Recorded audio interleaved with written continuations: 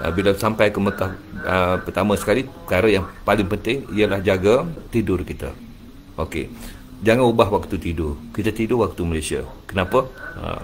Nampak simple je. Ini bukan rukun dan wajib ya. Ini pemikiran. Ini pemikiran. Kerana waktu Mekah lewat 5 jam daripada waktu Malaysia. Saya katalah saya tak check pula waktu isyak pukul berapa di Mekah. Katalah pukul 8 isyak ya, kita dah settle semua, balik ke hotel pukul 10 malam.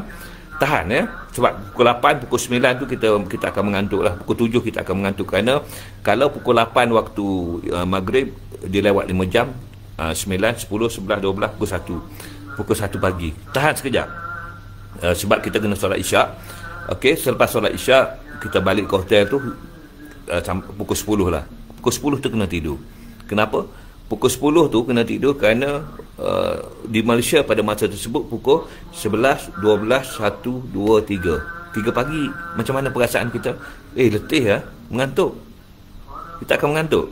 Jadi sebab tu tidur pukul 10 malam di Mekah tersebut, dan kita kunci jam. Bangun pukul 1, 1:30, pukul 1:30, pukul 1. Ataupun minta dengan Allah SWT, ya Allah Tuhanku, kejutkanlah aku pada pukul 1:30. InsyaAllah bila kita niat macam tu, dia akan terjaga lah. Nak cerita payah kan, pukul 1:30 kita jaga. Bila kita jaga saja ke pukul 1:30 ya, pukul berapa di Malaysia? 2:30, 3:30, 4:30, 5:30, 6:30. 6:30 pagi di Malaysia. Apa yang kita buat di Malaysia pukul 6:30 pagi? Baru sudah solat subuh, tengah gagah, tengah sehat, tengah nak pergi kerja, tengah prepare anak-anak nak pergi sekolah dan sebagainya. Jadi itu penting ya. Ini psikologi ya. Dan kita jaga saja daripada tidur di Mekah pada pukul 1:30 pagi. Terus kita sebut Allahu Akbar. Kenapa kita sebut? Sebab bila kita tidur, kita diikat dengan 3 ikatan oleh iblis. Ada hadis tersebut ya. Dan bila disebut satu nama Allah, kita sebut nama Allah, dia terlepas satu ikatan. Kemudian kita, macam saya sukalah baca Qul huwallahu ahad, Allahus samad, lam yalid wa lam yulad wa lam yakul lahu kufuwan ahad. Orang tanya saya, kenapa baca Al-Ikhlas doktor?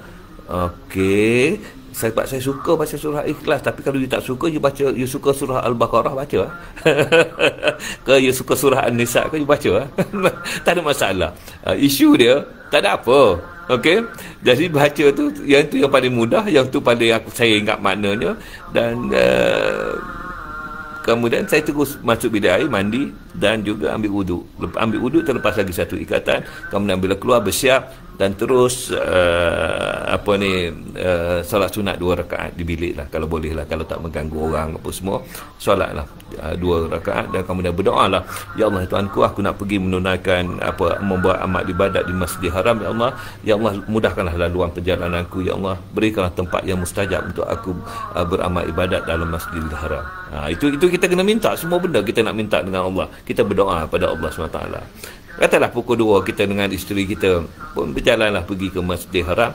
Jangan duk bercakap sangatlah subhanallah, subhanallah, subhanallah, subhanallah, ya astaghfirullahalazim, ya Allah ampunkanlah aku, ya Allah mudahkanlah perjalananku ini, ya Allah. Sentiasa berdoa, sentiasa minta dengan Allah SWT semasa kita tersebut. Biar kita latih kita punya lafaz kita tu macam tu. Okey, tak usah mengata orang, tak usah bercerita pasal rakan sebilik dan sebagainya, tak payah lah tu. Kita jimat tenaga sikit bab itu. Dan apabila sampai di Masjidil Haram, kalau kita dah buat perkara wajib, kita kata dah umrah, dah buat dah umrah. Kalau siapa yang buat tamatuk tu dah buat umrah, dah selesai, maka kita masuk saja. Saya tak tahu keadaan sekarang ini, boleh pergi ke dataran ataupun tidak, tetapi kita cari dah tempat yang kita boleh melihat Kaabah. Kerana apa? Kalau kita tengok saja Kaabah pun dapat 20 syafaat fadilat dia. Okey, mudah je nak dapat pahala ganjaran. Tetapi kita masuk saja, masya-Allah, subhanallah, Allahu akbar, kita sembahyang sunat 2 rakaat. Kalau tak boleh tawaf, patutnya kalau saya suka tawaf sunat lah kalau boleh. Okey, Allahu akbar, bismillahirrahmanirrahim, alhamdulillahirabbil alamin. Kita sembahyang kan, menghadap Kaabah, kita tengok tu masa musim haji lah, ataupun masa kita buat umrah, meleleh air mata. Masya-Allah, subhanallah. Okey, sembahyang 2 rakaat, bangun lagi sembahyang 2 rakaat, bangun lagi sembahyang 2 rakaat. Lepas tu apa lagi kita boleh buat amalannya? Berdoa. Lepas 6 rakaat tu berdoa. Orang tanya saya, kenapa 6 doktor? Buat 8. Kenapa 8? Buat 10. Allah sembahyang sunat ikut kita lah, nak buat berapa. Saya bercerita, saya menulis dalam travel haji dan apa semua tu, amalan yang saya buat. Saya mengajar apa yang saya buat. Tapi kalau nak buat lebih, nak buat apa, terpulanglah pada orang.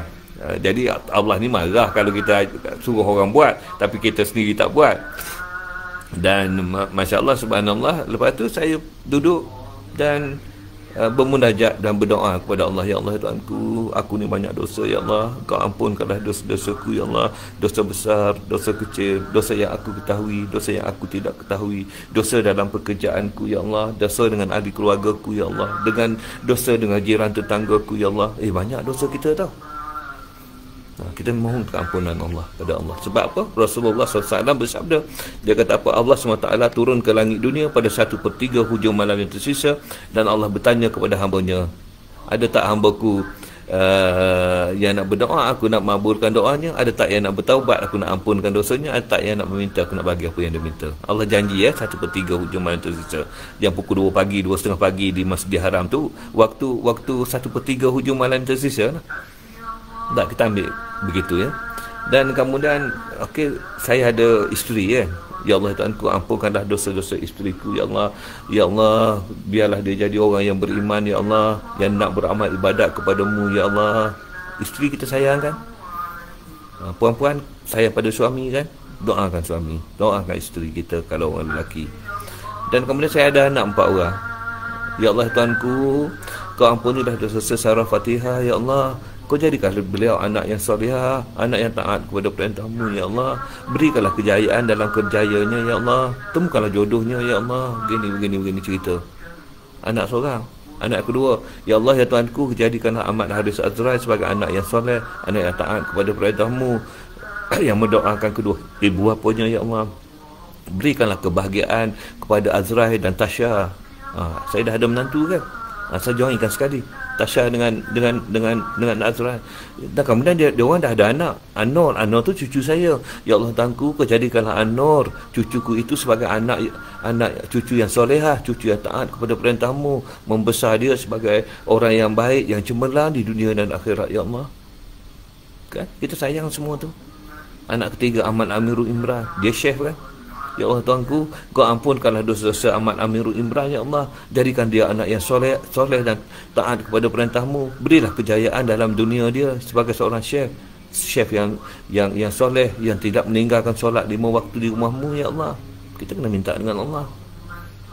Farah Sofia tengah belajar di universiti, mudahkanlah pengajiannya. Macam-macam kan kita minta. Kemudian ayah dan mak kita dah meninggal. Itu tugas kita sebagai anak yang soleh, yang mendoakan kedua orang ibu bapa. Ini kita pergi kat sana, kita pergi menunaikan fardu haji ni, bukan kena buat kerja pun, kan? Kita nak buat amal ibadat. Doa itu sebagai satu amal ibadat. Lepas tu dah penat berdoa tadi, baca Quran. Dah baca Quran tadi, bangkit balik, Allahu Akbar, solat balik 2 rakaat pukul 4.30. Kalau subuh pukul 5.30 di Masjidil Haram, 4.30 dah azan yang pertama dah bunyi. Azan itu sebagai tanda yang ada sejam lagi untuk solat. Maka kita tak terasa dah lambat sangat. Kita ulang balik beberapa kali sehinggalah kita solat subuh berjemaah. Kemudian bila habis solat subuh, ramai orang ni berebut nak balik. Jangan solat jenazah dulu. Barang siapa yang solat jenazah, dia dapat 1 qirat. Dan para sahabat bertanya, apa itu 1 qirat ya Rasulullah? 1 qirat itu sebesar bukit Uhud. Pahala dia, ganjaran dia sebesar bukit Uhud. Bukit Uhud, saya tinggal di Bukit Uhud dulu, bandaran Bukit Uhud tu, bandaran Bukit Uhud. Bukit Uhud ni panjang, daripada Bukit Uhud yang jemaah pergi melawat tu sampai ke jalan ke airport tu, jauh tu. Nak letak di atas bahu sebelah kanan ni, ya Allah, ini menunjukkan sifat Allah Maha Pengasih, Maha Penyayang. Dia nak bagi hadiah kat kita banyak. Solat jenazah 2 rakaat 5-6 minit je ikut apa ni kan, Allahu Akbar, Allahu Akbar, Allahu Akbar, Allahu Akbar, Assalamualaikum warahmatullahi. Okey, 4 kali salam di Masjidil Haram dan Masjid Nabawi. Okey. Dan selepas itu kita apa nak buat lagi? Solat sunat 2 rakaat. Sebab di Masjidil Haram tidak ada waktu haram. 24 hours boleh solat. Okey, di Madinah jangan ya. Madinah masih lagi tertakluk waktu haram. Lepas solat subuh tak boleh. Okey. Dan kita relax lah sekejap, menikmati keadaan pagi yang sungguh nyaman tersebut. Allah syadunya. Jangan bekerja nak balik. Sebab apa, bila balik ke hotel ni, orang selalu komplain kat saya dululah. Dia kata, doktor, dia punya nak berebut lift, nak naik lift tu berebut orang ramai. Saya kata saya tak ada masalah tu. Pasal apa? Orang dah balik ke bilik, baru saya balik kan. Beza dia sikit je, 40 minit je. Kalau macam tu sejam je.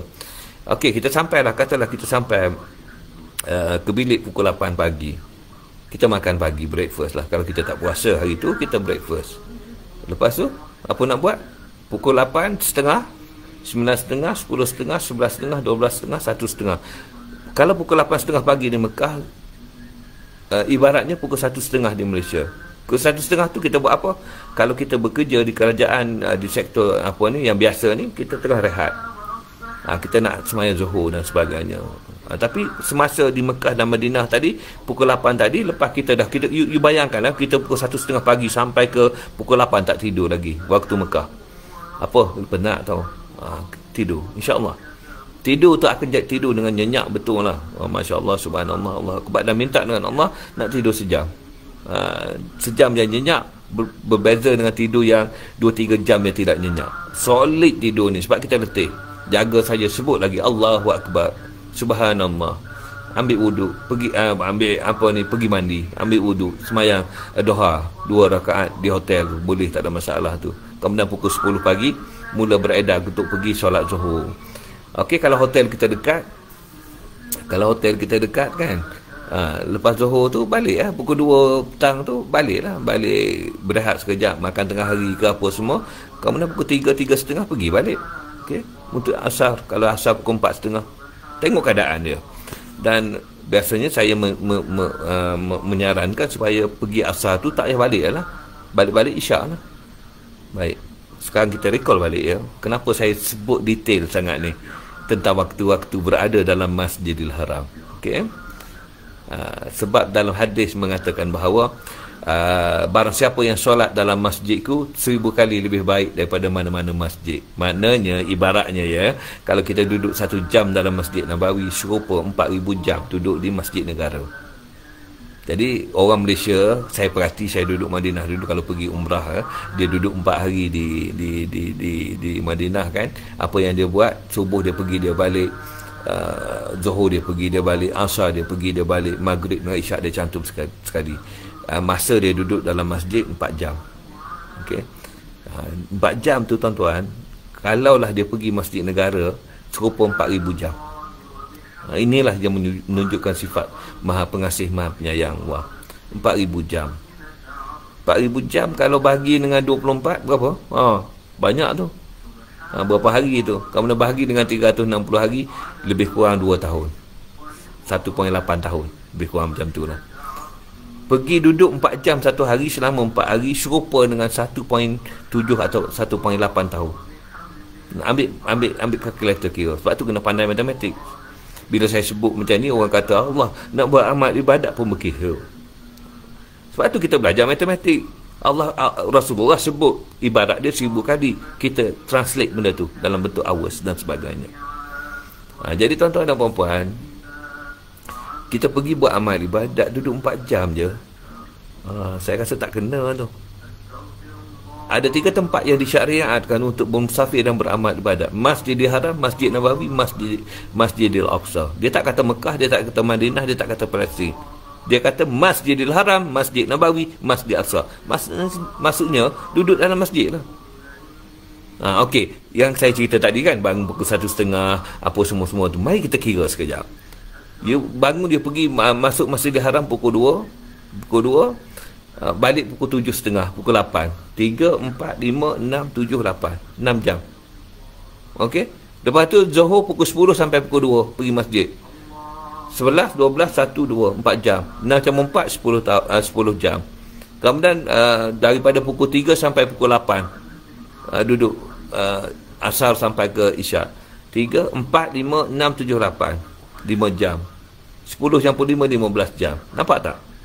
Bukan susah pun nak dapat 50% lebih 50%. Orang tanya dia, berapa lama kau beriktikaf dalam masjid? Lebih 50%. Okey? Jadi bila kita berfikir dengan secara rasional, dengan secara yang praktikal, maka tindak tanduk kita akan berbeza. Kita tak akan habiskan masa. Saya selalu bertanya kepada jemaah, kata ramai orang Malaysia ni 4 jam dalam masjid dia beriktikaf 4 jam dia sehari. 20 jam lagi di mana? Ramai yang jawab shopping, doktor shopping. Tu kaki mengata orang lah tu. Saya ajar, saya kata mari saya ajar cara jawab yang lebih sopan. 4 jam dalam masjid, 20 jam lagi di mana? Di luar masjid. Dalam konteks tersebut ya, dari segi keberadaan, duduk 20 hari ke 30 hari ke 40 hari, rutin kita tu biasa macam tu tak apa. Maknanya 15 jam dalam masjid, 9 jam di luar masjid. Okey, dengan termasuk tidur dan sebagainya.